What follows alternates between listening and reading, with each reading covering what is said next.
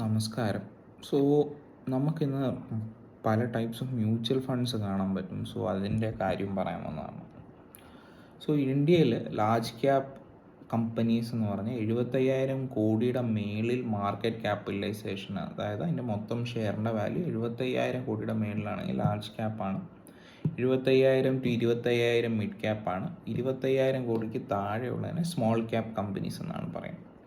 So അതേപോലെ തന്നെ ആ കാറ്റഗറീസിൻ്റെ ബേസിൽ നമുക്കൊരു മ്യൂച്വൽ ഫണ്ടിനെയും പല ടൈപ്പായിട്ട് തിരിക്കാം. ലാർജ് ക്യാപ്പ് ഫണ്ട് എന്ന് പറഞ്ഞു കഴിഞ്ഞാൽ ഈ ലാർജ് ക്യാപ്പ് കമ്പനീസ്, അതായത് 75,000 കോടിയുടെ മേളിൽ വാല്യുവേഷൻസ് ഉള്ള കമ്പനീസിൽ ഇൻവെസ്റ്റ് ചെയ്യുന്ന ഫണ്ടാണ്.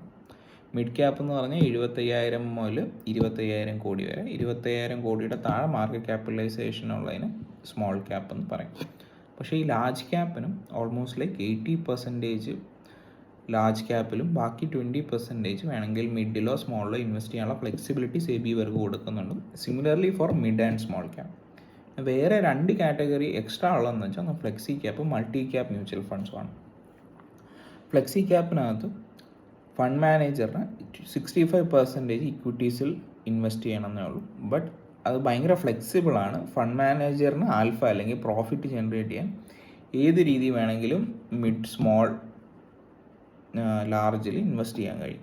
വേറെ എന്തെങ്കിലും മൾട്ടി ക്യാപ്പിൽ 25-25-25 എന്ന രീതിയിൽ ലാർജ്, മിഡ്, സ്മോളിൽ ഫണ്ട് മാനേജറിന് ഇടാം. പിന്നെ ബാക്കി 25 അയാൾക്ക് ഇഷ്ടമുള്ള ഇൻസ്ട്രുമെൻറ്റ്സിലും ഇടാം. സോ അതാണ് പല ടൈപ്പ് ഓഫ് മ്യൂച്വൽ ഫണ്ട്സ്. ഇത് പറയാൻ വേണ്ടിയാണ് വന്നത്. താങ്ക്സ്.